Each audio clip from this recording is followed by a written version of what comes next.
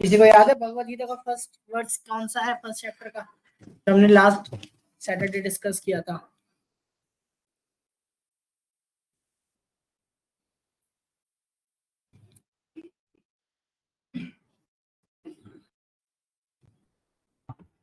शिवम जी, first श्लोक में ना हमने संजय और धृतराष्ट्र के बीच में एक श्लोक सुना था, जिसके अंदर धृतराष्ट्र पूछ रहे थे संजय से कि हे संजय, कि तुम क्या कहते हैं, पांडव और जो कौरव दोनों जो उनके पुत्र हैं, दोनों में क्या मतलब जो धर्म क्षेत्र है वहां पे क्या सब हो रहा है, उसके बारे में जो उनकी मतलब चर्चा थी, ये हुआ था फर्स्ट श्लोक के अंदर।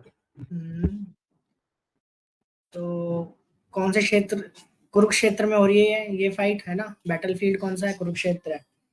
और उसको धृतराष्ट्र कैसे एड्रेस कर रहा है कुरुक्षेत्र को? धर्म क्षेत्र। हाँ, धर्म क्षेत्र कुरुक्षेत्र। तो मैं एक बार स्क्रीन शेयर करता हूँ।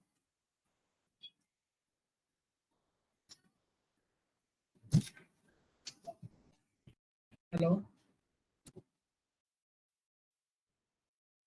हेलो, गेट खोलो। ठीक है,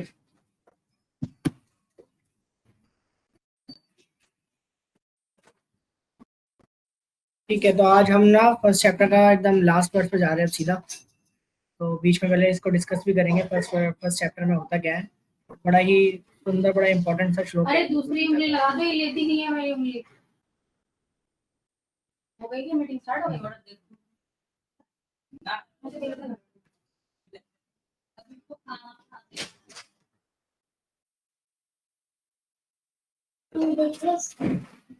ठीक है, तो जल्दी से हम श्लोक डिसाइड करते हैं। सबको आपको स्क्रीन पे दिख रहा है ना श्लोक? भगवत गीता फर्स्ट चैप्टर 29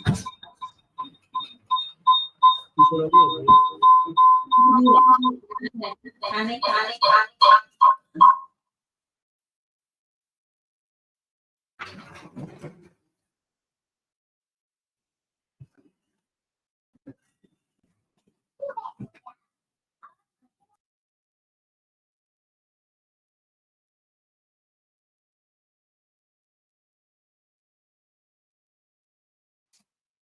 ठीक है, तो एक बार मैं पहले बोलता हूँ, फिर आप लोग पीछे रिपीट करिएगा।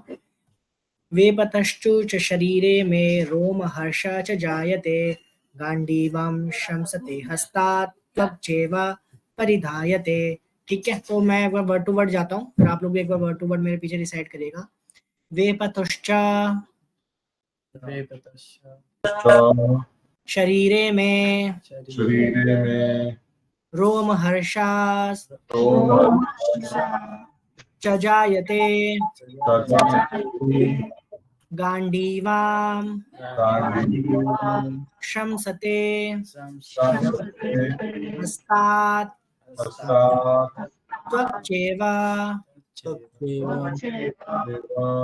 परिधायते। वेपतुश्च शरीरे में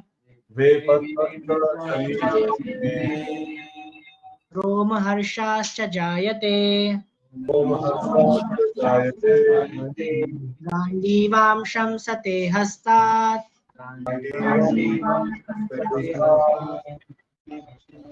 त्वक्चैव परिधायते।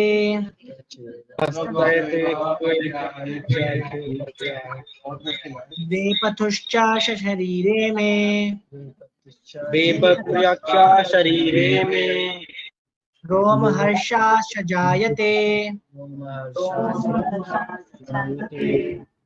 गांडीवां शंसते हस्तात् त्वक्चैव परिधायते।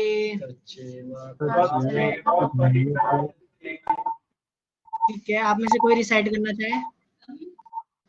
वेपतुश्च शरीरे में रोमहर्ष जायते, गांडीवं संसते हस्ता त्वक्चैव परिदाहते। बहुत अच्छा, बहुत सुंदर रिसाइट किया। और कोई?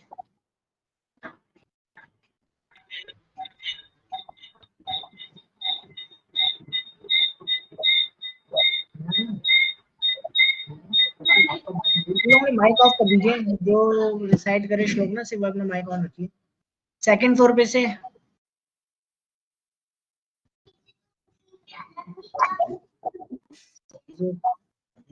शरीरे में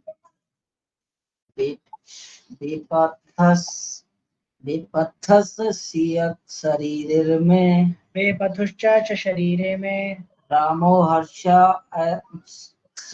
जयते गांडीवेदा सर्मस्ते हस्तते चेव तवच्चेव परिधायते। प्लीज बाकी लोग भी पार्टिसिपेट करिए, आप लोग श्लोक रिसाइट कर सकते हैं, अभी सिर्फ गुरु ने ही किया है। सर मैं बोलता हूँ। हाँ बिल्कुल। वे पुरुष शरीरे में रोमरस जायते रसायंत्रे हस्त के त्वचे परिद्राहते। देखिए बहुत इजी है, गांडीवम श्रमशते हस्तात्। आप ना हिंदी को मत देखिए, आप इंग्लिश में देखिए, है ना। अच्छा इंग्लिश से आपको ज्यादा इजी होगा डिसाइड करना ना। गांडीवम इंग्लिश में पढ़ता हूँ सर, इंग्लिश में। त्वक्चेवा परिधायते। वे पथस्तिये सरारे में रोमा हरसि जायते गांडीवम बोलो, गांडीवम सरामस्ते हस्तात् सायवे चावा परिधायते। बहुत अच्छा। और कोई प्लीज आप बाकी लोग भी ट्राई करिए।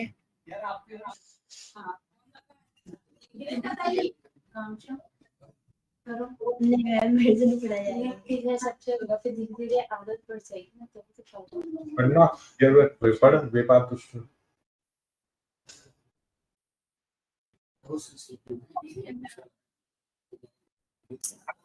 प्लीज सर आप करिए डिसाइड। चलो भैया आकांक्षा करो, तब ऐसे नहीं होगा ये। चलो तीनों करते हैं, मैम तुम मैं चलो करो।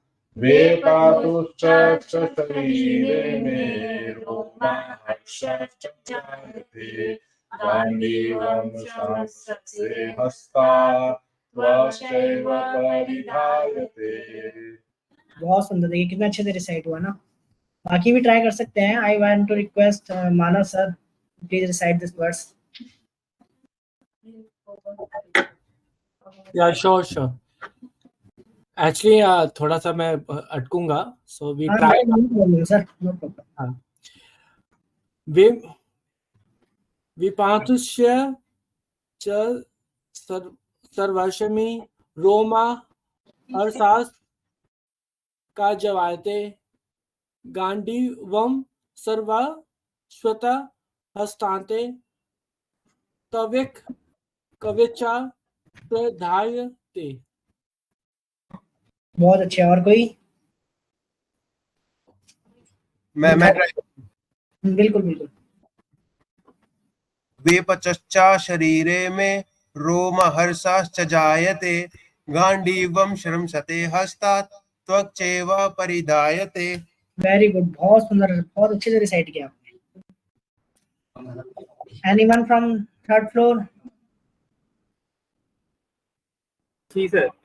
वेपतुश्च शरीरे में रोम हर्षश्च जायते गांडीवं शरशस्ते हस्तात् च परिधायते।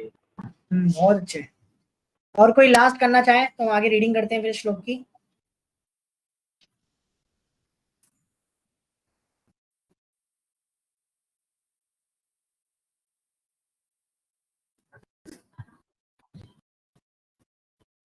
ठीक है करो ताकि जल्दी टाइम ना वो वेस्ट ना हो ज्यादा। ठीक है सर, तो अभी हम रीडिंग ट्रांसलेशन पे आते हैं। तो my whole body is trembling, my hair is standing on end, my bow Gandiva is slipping from my hand and my skin is burning. तो अर्जुन यहाँ पे बिल्कुल इस फर्स्ट चैप्टर के एकदम लास्ट में आके क्या बोल रहे हैं भगवान से कि मेरा पूरा शरीर कांप रहा है, मेरे जो बाल हैं, जो शरीर के बाल है, रोंगटे क्या खड़े हो रहे हैं, माय बो गांडीव, अर्जुन का फेमस गांडीव धनुष जो है, जो उसको किसने दिया था, इंद्र ने दिया था, जो वज्र से बना है ना, वो क्या है, अर्जुन के हाथों से फिसल रहा है। And my skin is burning, उसकी पूरी त्वचा जल रही है। अर्जुन ऐसी स्थिति में, उस पर किसी तीर का अटैक नहीं हुआ, कोई उस पर मंत्र का अटैक नहीं किया गया, कुछ नहीं किया गया, बस उसके संग ये सब क्यों हो रहा है, बस अपने सामने वो खड़े हुए अपने परिजनों को देख रहा है, बस इसलिए हो रहा है। उसके परपट में शिला प्रभुपाद कह रहे हैं, there are two kind of trembling in the body and two kinds of standing of the hair on the end. Such phenomena occur either in great spiritual ecstasy or out of great fear under material conditions. Prabhupada बता रहे हैं ऐसे जो symptoms है ना, दो दो तरीके से दिखते हैं, या तो स्पिरिचुअल है या फिर मटेरियल कंडीशन में है। There is no fear in transcendental realisation, अगर कोई स्पिरिचुअली है, आध्यात्मिक रियलाइजेशन साक्षात्कार उसको मिल रहा है, तो वहां पे तो डर की कोई बात नहीं है, तब ये सिम्टम्स में आ रहे हैं, तो क्या है, ये पॉजिटिव है। बट अगर कोई भौतिक चीज से, किसी मटेरियल फेयर में है ना, नेमली यहाँ प्रभुपाद लिख रहे हैं, Arjuna symptoms in this situation are out of material fear, यहाँ पे क्लियर प्रभुपाद लिख रहे हैं, it is from material fear, ये भौतिक डर के कारण हो रहा है ना। और इसमें क्या है, namely loss of life. This is the evident from other symptoms also. He became so impatient that his famous bow Gandiva was slipping from his hand, and because his heart was burning within him, he was feeling a burning sensation of the skin. All these are due to material conception of life. तो प्रभुपाद ने इसको conclude किया, ये सब क्यों हो रहा है, सिर्फ material conception of life है। और ये जितना भी डर है ना, इसको, ये बाहर का डर नहीं है, ये सब इसके शरीर के जो बाहर सिम्टम्स आ रहे हैं, ये क्यों है, यहाँ पे प्रभुपाद लिख रहे हैं, देखिए, because his heart was burning with in him, he was feeling a burning sensation of the skin. अंदर से क्या, दिल उसका डर रहा है, दिल उसका अंदर से जल रहा है, इसलिए उसको बाहर भी ये चीज फील आ रही है। ये कभी कभी हमारे साथ भी हो सकता है, हमारे साथ हुआ होगा कई बार, कि हम लोग कोई बड़ा डिसीजन लाइफ में ले रहे हैं, या फिर कोई नया स्टेप अपनी लाइफ में ले रहे हैं, है ना, उस समय में बहुत डर लग रहा है, हम डरे हुए हैं कि हम स्टेप ले ना ले, ये डिसीजन ले ना ले, है ना, कोई नई चीज सीख रहे हैं, तो ये स्थिति हमारे साथ भी आती है। तो अर्जुन भी कह रहा है, पर अर्जुन के संग ये स्थिति क्यों है, ये सिचुएशन में अर्जुन क्यों है, क्योंकि अर्जुन देख रहा है कि उसके सामने लड़ने कौन कौन आया है। अब इस पूरे चैप्टर में ना अर्जुन ने बहुत अच्छे अच्छे पॉइंट दिए भगवान को। अभी हमने क्या किया, पहले फर्स्ट सेशन में फर्स्ट वर्ड्स पढ़ा था, और इस सेशन में हम लोग सबसे लास्ट वर्ड्स पढ़ रहे हैं भगवद गीता का। तो इस फर्स्ट और लास्ट इन बीच के श्लोकों में ना, ये 29th वर्स है, तो ये 28th वर्स जो हमने स्किप कर दिए, 27 वर्सेस, उसमें बहुत कुछ हुआ। उसमें क्या हुआ, उसमें संजय ने पूरा दृष्टि, जो उसको दिव्य दृष्टि मिली हुई है, उससे देख के वो बता रहा है कि कुरुक्षेत्र की भूमि में कौन कौन खड़े हैं, है ना। इसमें दुर्योधन की डिप्लोमेसी दिख रही है। अगर आप भगवद गीता पढ़ेंगे फर्स्ट चैप्टर में, तो यहाँ पे दुर्योधन क्या है, सबके पास जाके ना उनको डिप्लोमेटिक वे में क्या करता है, मोटिवेट करने का प्रयास करता है। पहले क्या करेगा, वो द्रोणाचार्य के पास जाएगा, उनको क्या बोलेगा, देखो कि तुम्हारा ही सिखाया हुआ है इनका जनरल भीम, जिनकी क्या है, जिनके सुपरविजन में आज ये तुम्हारे शिष्य तुम्हें ही मारने के लिए खड़े हैं। ये जाके द्रोणाचार्य को चढ़ा रहा है, भीष्म पितामह को चढ़ाएगा कि आप तो सबसे ताकतवर हो, है ना, बट आप क्या हो, आपके अंदर कंपैशन है इन लोगों के लिए, कंपैशन नहीं आना चाहिए। और जब वो देखता है कि ना मैंने द्रोणाचार्य और दुर्योधन को, सॉरी, भीष्म पितामह को इतना ज्यादा चढ़ाया है, तो ना बाकी लोग अपने आप को नॉर्मल ना समझे या इंफीरियर ना समझे, तो क्या बाकी लोग क्या बोलेंगे, बोलता है दुर्योधन कि ना ये दोनों तो बूढ़े हो गए हैं, ये अच्छे वॉरियर्स हैं पर बूढ़े हो गए हैं, तो हमें मिलके क्या इनको सपोर्ट करना है, इनकी हेल्प करनी है।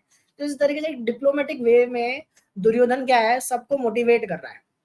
बट आप देखें तो दुर्योधन की आर्मी में भीष्म पितामह, द्रोणाचार्य, अब भीष्म पितामह के पास कौन सा वरदान था, कोई बताएगा? अगर आप लोगों ने महाभारत देखी है तो इच्छा मृत्यु का अवतार था, है ना। वो जब अपनी इच्छा चाहे तब वो क्या अपना शरीर छोड़ सकते हैं, उनको कोई मार ही नहीं सकता। आप खुद सोचिए, द्रोणाचार्य, भीष्म पितामह के पास वरदान है कि कोई उनको मार ही नहीं सकता, ऐसा वॉरियर है कौरवों के पास। और दूसरे द्रोणाचार्य के पास क्या वरदान था, कोई बताए?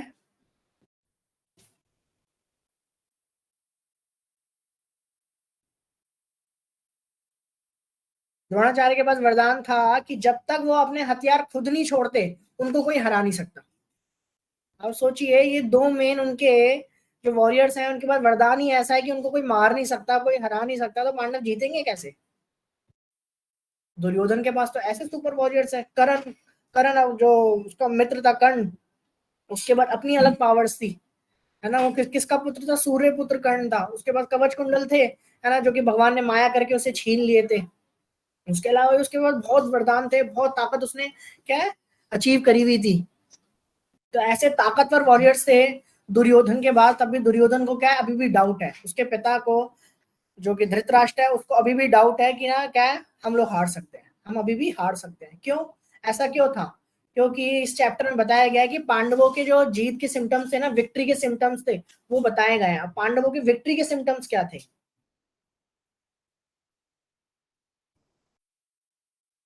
पांडवों की साइंस ऑफ विक्ट्री है पांडवास के। हम श्लोक 12वें श्लोक से लेके 20वें श्लोक में पूरा इसका डिस्क्रिप्शन आता है कि ना पांडवों के पास ऐसी क्या चीज थी जिससे क्या उनकी जीत पक्की थी।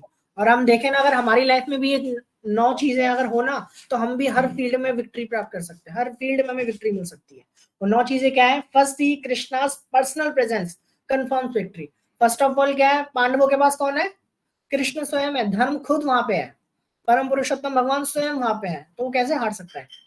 पांडव लोग कैसे हारेंगे? कृष्ण स्वयं उनके पास है। शायद आपने पास टाइम भी सुना, ये देखा भी होगा कि जब अर्जुन और दुर्योधन दोनों जाते हैं भगवान के पास उनसे मांगने के लिए कुछ, है ना, तो भगवान उनको बोलते हैं ठीक है अब मांगो, आपको क्या मांगना है। तो अर्जुन क्या मांगता है भगवान से?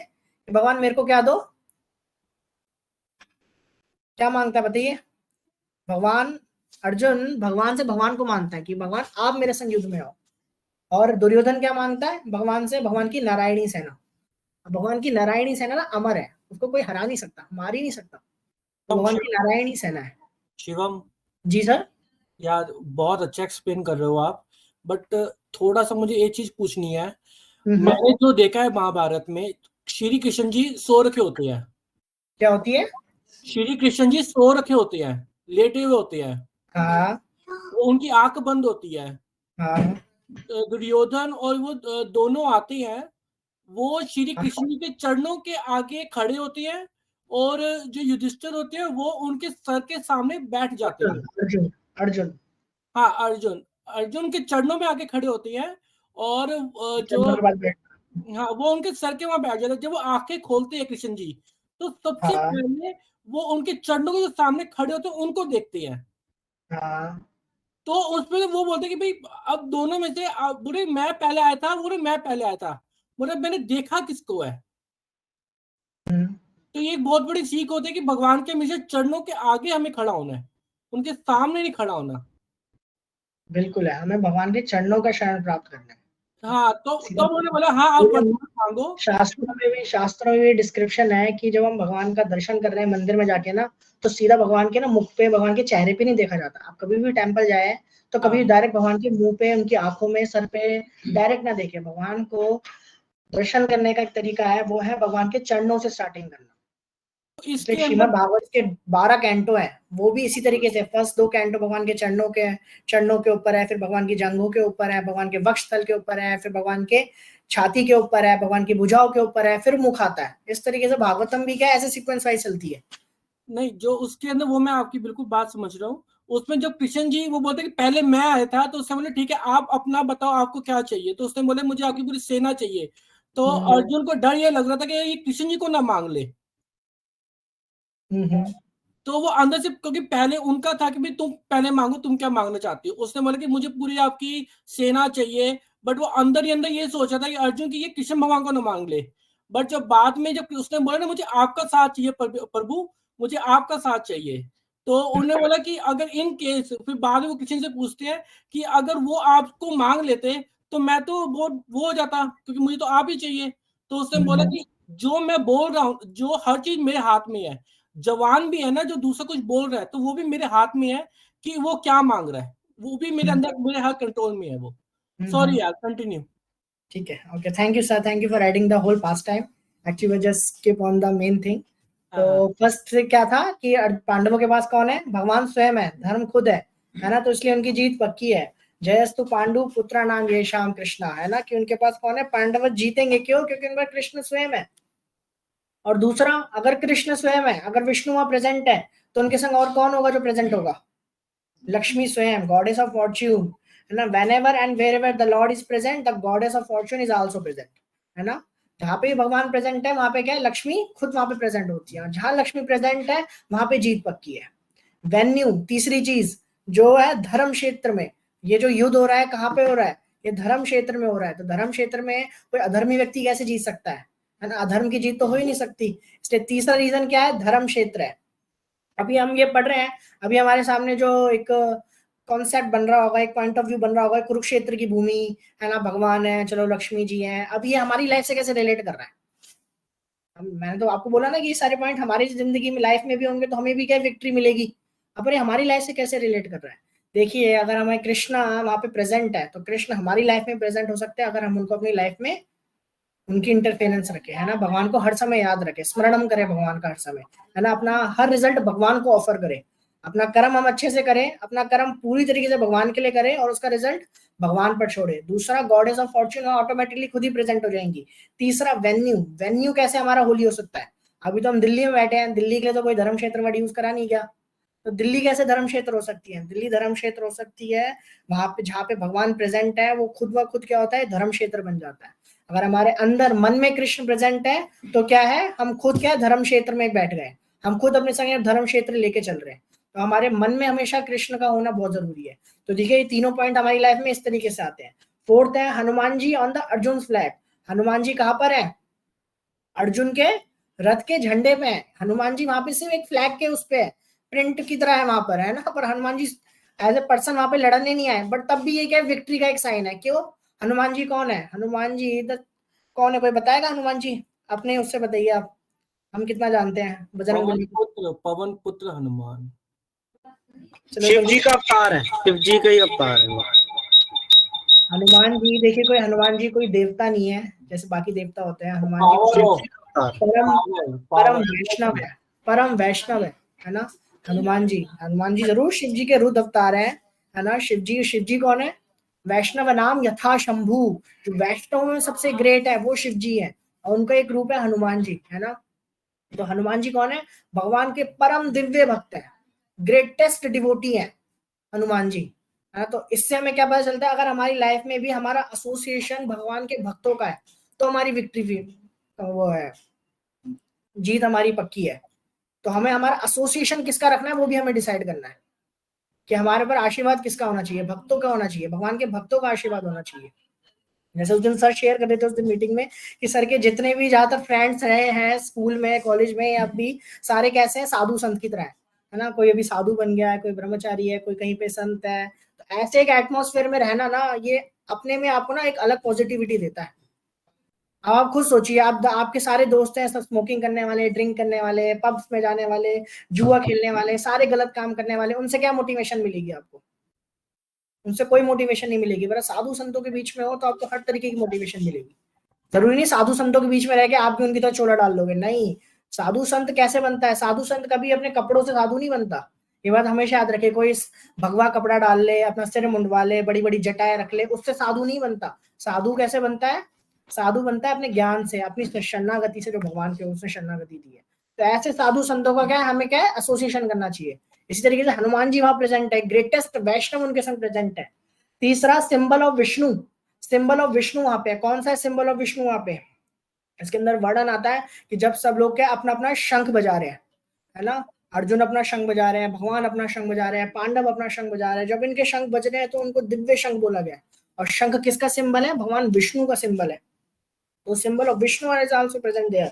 ट्रांसेंडेंटल काउंसिल, सारे शंख दिव्य शंख है, भगवान का शंख है, अर्जुन का शंख है। आप अगर गीता पढ़ेंगे इनके बड़े सुंदर सुंदर नाम है, पांच जन्यनाथ, देवदत्त, है ना। भीम का क्या, भीम का शंख था, उसका नाम क्या था, भीम का बहुत बहुत विशाल शंख था, उसका कुछ नाम भी उसी तरीके से है, मुझे याद नहीं आ रहा।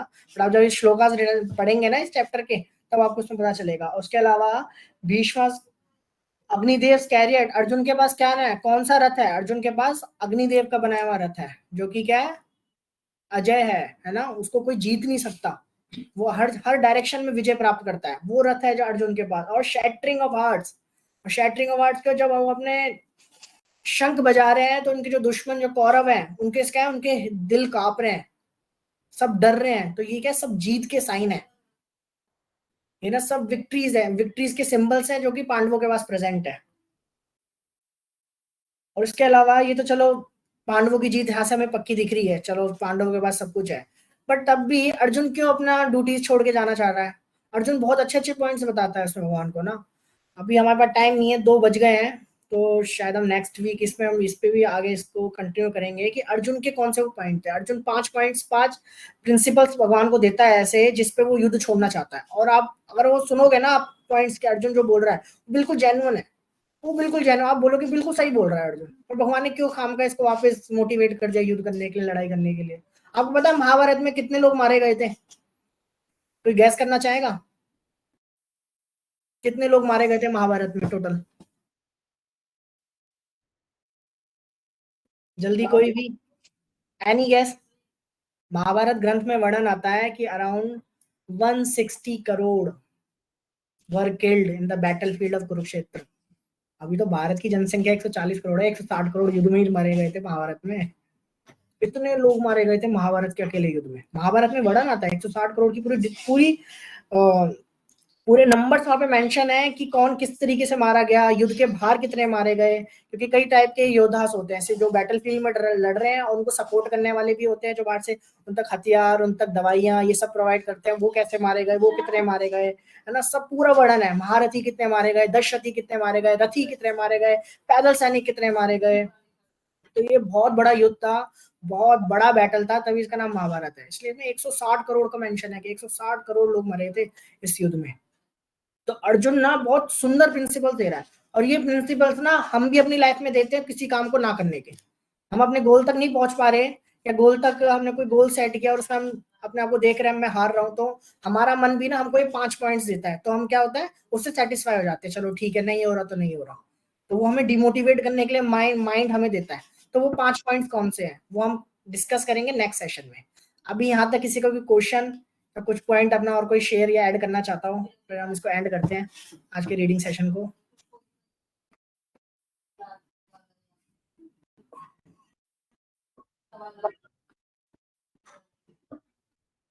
मैं सर से रिक्वेस्ट करूंगा, रजुल सर से, सर आप प्लीज कुछ ऐड करिए, कुछ करेक्शन करिए। मैं तो काफी ज्यादा अब एक्साइटेड हूँ नेक्स्ट वीक वो 5 प्रिंसिपल सुनने के लिए। और बहुत ही अच्छा आज का ये सेशन था, बल्कि मेरा भी रिवीजन हो गई सारी ना।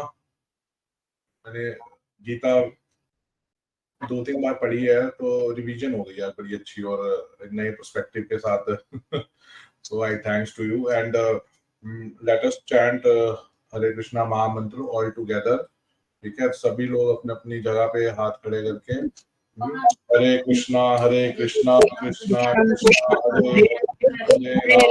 हरे Ram Ram Ram Hare Hare. Thank you everyone, thank you so much. Shivam प्रसाद करवा दियो। हाँ सर बिल्कुल, आज सबके लिए स्पेशल प्रसाद है। आज मैं बेस से हमारे एक त्रिपुरा के डिवोटी है, उन्होंने ना त्रिपुरा की एक आइटम बनाई है स्पेशल सबके लिए ना, तो जस्ट वो अभी सबके पास आ रही है।